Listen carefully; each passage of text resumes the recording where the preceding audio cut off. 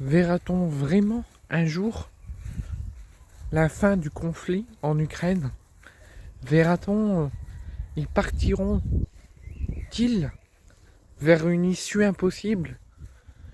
Est-ce qu'on doit se diriger vers un conflit sur une longue durée? Et moi, je compatis, bien évidemment, avec les Ukrainiens, je compatis et je leur envoie toute ma sympathie et tout mon courage aux Ukrainiens face à cette attaque inacceptable des Russes il y a 3 ans maintenant. Mais les États-Unis réfléchissent à se retirer de l'aide ukrainienne, de l'aide et de soutien à l'Ukraine pour s'occuper des vraies priorités des États-Unis et des Américains et de la nation américaine, puisque c'est un conflit sans queue ni tête et qui peut-être ne verra jamais d'issue qui soit positive ou négative sur ce conflit, tellement que ce conflit dure et qu'on a beaucoup de mal à voir le bout du tunnel et qu'il y a toujours autant de morts et autant de blessés et autant de bains de sang en Ukraine.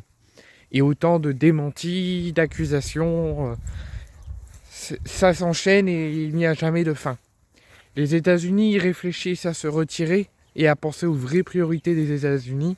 Et moi, j'encourage vraiment Emmanuel Macron à le faire, à se retirer de l'aide ukrainienne, à laisser d'autres pays ou l'Ukraine faire face à cette guerre, s'occuper des vrais conflits internationaux tels que le conflit à Gaza, qu'il faut mettre une grande importance, mais surtout et prioritairement l'état du pays français et les priorités du moment de la France. Mais malgré tout, tout le monde parle, oui, on verra une issue positive, oui, c'est l'Ukraine qui veut pas mettre fin à la guerre, c'est l'Ukraine qui veut continuer. Non. Moi, je veux bien que cette guerre s'arrête, mais il faut pas dire des bêtises, parce que la Russie, Vladimir Poutine, ne veut pas mettre fin à cette guerre. Il nous manipule tous depuis le début du conflit. Avec des faux pourparlers à Istanbul, comme quoi il demanderait à Zelensky et à la délégation ukrainienne de se rendre à Istanbul et qui s'y rendrait lui personnellement pour des pourparlers et pour mettre fin à cette guerre, qu'il ait ouvert un cessez-le-feu, mais d'abord de 3 jours, mais qu'il refuse celui de 30 jours tant qu'il n'a pas discuté avec l'Ukraine et avec Zelensky. Et au final, tout le monde s'y rend jeudi à Istanbul, et au final, dernière minute, il n'y va pas.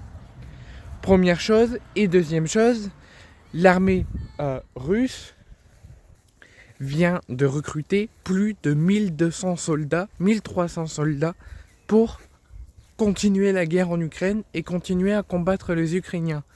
Et les Russes ont signalé qu'ils étaient prêts à défendre leur pays. Mais en fait, c'est sans queue ni tête.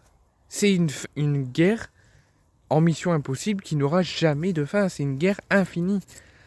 L'Ukraine accuse la Russie d'attaquer. La Russie signale qu'eux, ils veulent mettre la fin à la guerre, qu'ils ont ordonné un cessez-le-feu, mais c'est l'Ukraine qui a attaqué.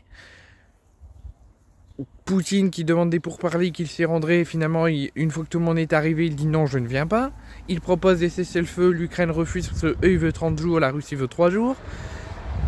Les États-Unis qui menacent de se retirer, la France qui veut accentuer les sanctions avec d'autres pays. En fait, c'est un truc qui va plus poser de risques que de calme et qu'une fin de guerre. Donc moi je veux, comme les États-Unis, qu'on se retire de l'aide ukrainienne, qu'on fait les vraies priorités de la France, et surtout si on veut gérer des conflits, qu'on les gère correctement et utilement, et qu'on va gérer des conflits qui a vraiment une importance particulière à mettre sur la table.